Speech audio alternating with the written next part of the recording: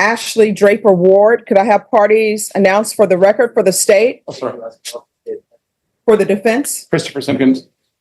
And are you Miss Ashley Draper Ward? Yes, ma'am. All right. So you entered a plea of guilty.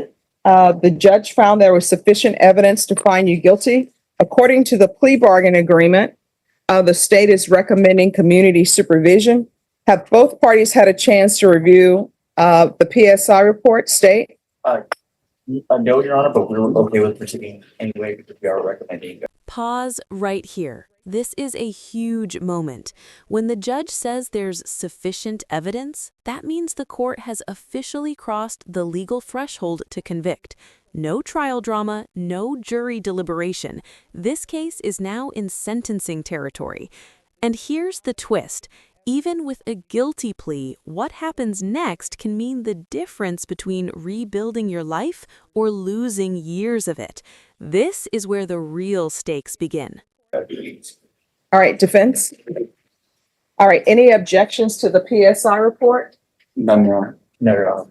All right, anything you wish to say on behalf of your client? Judge, I believe she's motivated. She'll be successful, and she understands that she faces severe repercussions if she does not live up to her obligations. But that's what she follows the bargaining agreement. All right, Ms. Ward, do you have any family support? Yes, ma'am.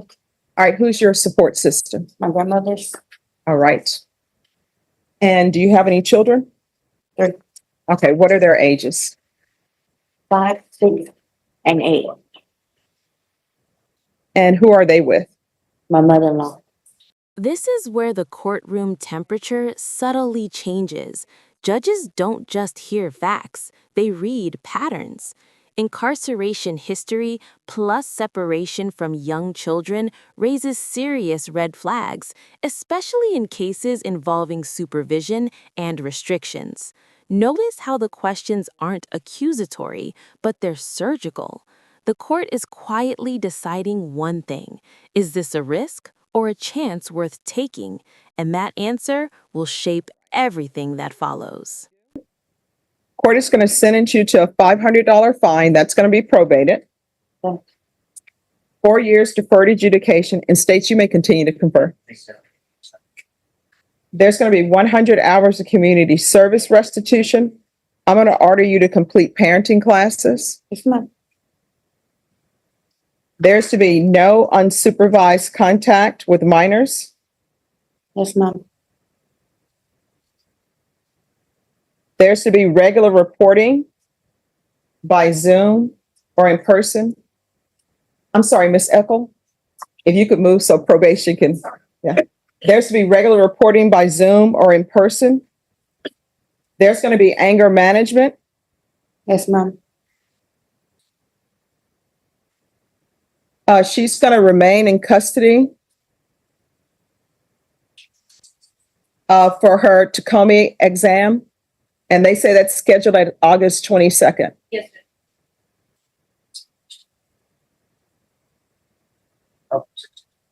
And we'll follow those, what their recommendations are. If for some reason she's not accepted, then we're going to do a referral to Center for Healthcare Services. You're going to need to sign a release for any type of medical treatment that you're receiving. You understand? Yes, ma'am. There's to be regular UAs, proof of employment, or SSI within 45 days of release. There's to be no employment as a home health care provider or with minors. Field visits, 1 time per month until she receives her case manager. And that's the case manager for mental health.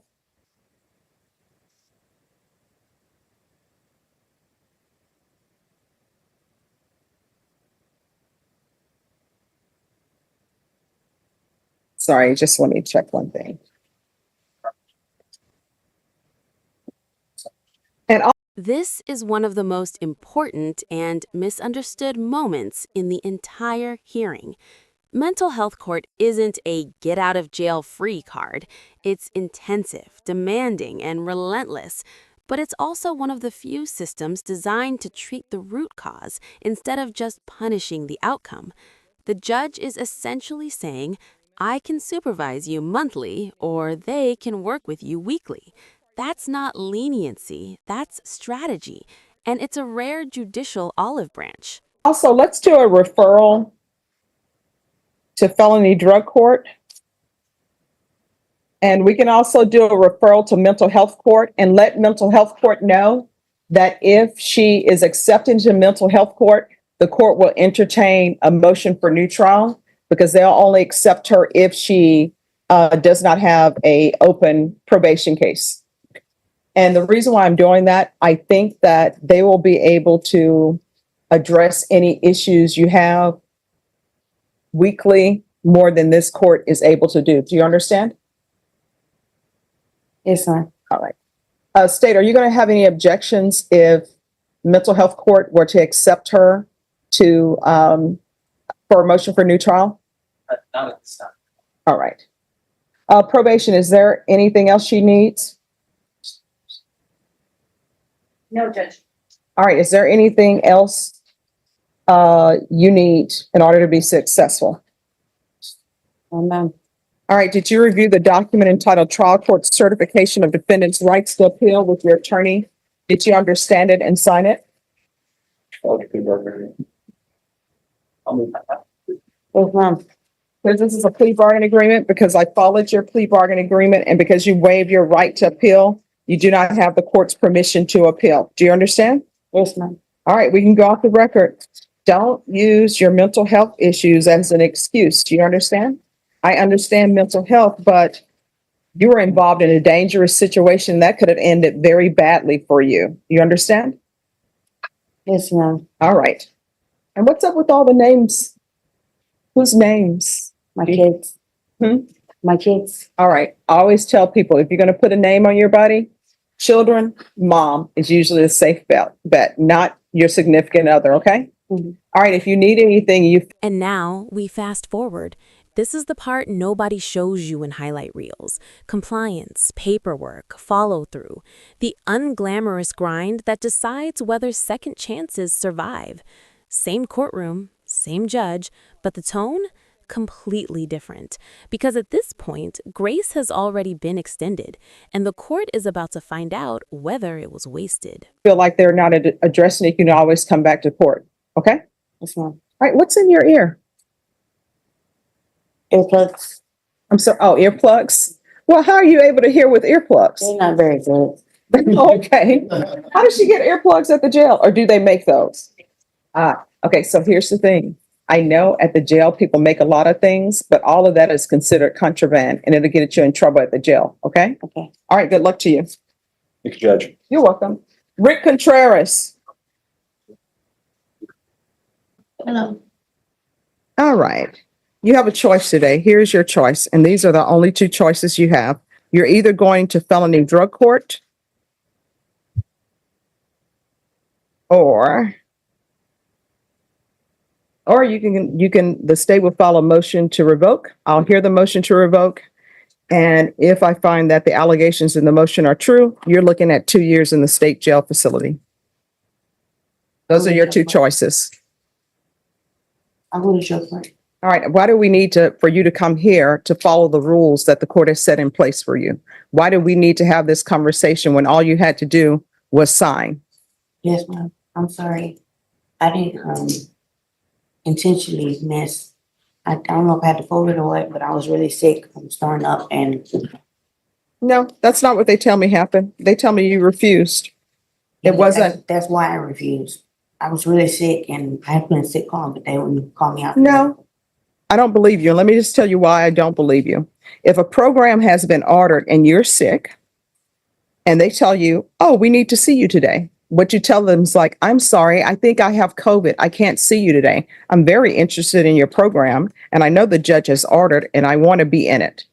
But instead, you didn't do that. So don't come to me telling me stories that make absolutely no sense. Nobody does that in the real world. So when I order something, you need to follow through. If you don't want to follow through, let us know. We'll move on to the next person. I do remember the names and faces of everybody that I sent to prison. But if you wish to go to prison and be done with this, I will send you. And guess what? I'll move on to the next person and see if they would like to be in programs that are presented for them. All right. Ms. Abrams, is felony drug court willing to accept her? All right, you're going to felony drug court. Yes.